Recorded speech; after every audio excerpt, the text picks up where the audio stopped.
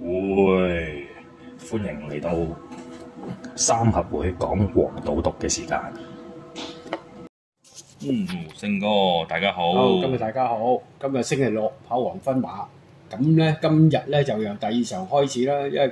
因為到季尾真係贏得個馬都係七七八八噶啦，咁啊志在參與下咯。咁第二場開始就係4號做膽拖13號，呢場可以買正負 Q 嘅。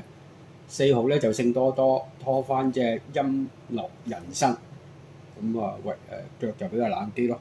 跟住拖翻到第三場啦，第三場咧就揾告東嚟做膽，就君主傳承就6號嘅，跟住拖翻咧就都係告東嚟嘅，買1號就快路咯，跟住再搭隻2號嘅愛心神區，咁呢場可以買正 Q 噶啦，意思跟住咧去到尾場啦，咁啊11號11場，咁咧呢場馬應該就係、應該兩隻馬跑，一就係起尊龍，一就嘉應奇兵。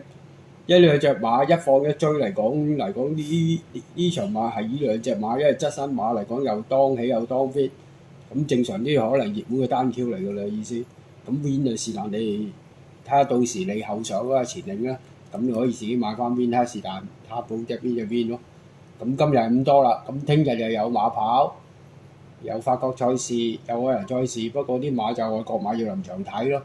咁同埋一樣咧，7-1回歸嗰日咧就可以買下啲有啲中資背景嗰啲咯，即係外國分子嗰啲馬咯，即係通常都係咁噶啦，過呢度攞威。